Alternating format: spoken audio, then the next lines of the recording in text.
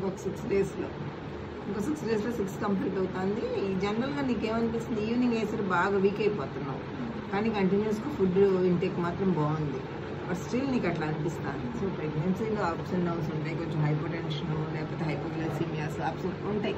So దాని వలన నీకు ఇట్లా నీరసం అనిపించడం. నువ్వు ఎంత తీసుకున్నా అప్పుడు మళ్ళీ ఇంకో ఏదన్నా కొంచెం చిన్న షార్ట్ ఏదైనా డ్రింక్ కానీ, అదే జ్యూస్ కానీ, జావ కానీ, లేకపోతే నీకు ఇష్టమైతే చెరుకు రసం కానీ అక్కడ దగ్గర ఉండి చేయించుకుంటాను, దాన్ని మిక్స్ చేసుకోకుండా.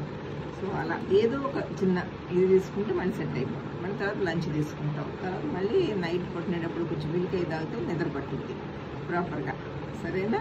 సో అలా బ్యాలెన్స్ చేసుకుంటూ వెళ్తేనే ప్రెగ్నెన్సీ అంటే. నిద్ర పట్టకపోతే నిద్ర పట్టడానికి మందులు ఇవ్వటం, విపరీతమైన వీక్నెస్ వస్తే దానికి ఇంకా వేరే టానిక్లు ఇవ్వచ్చు.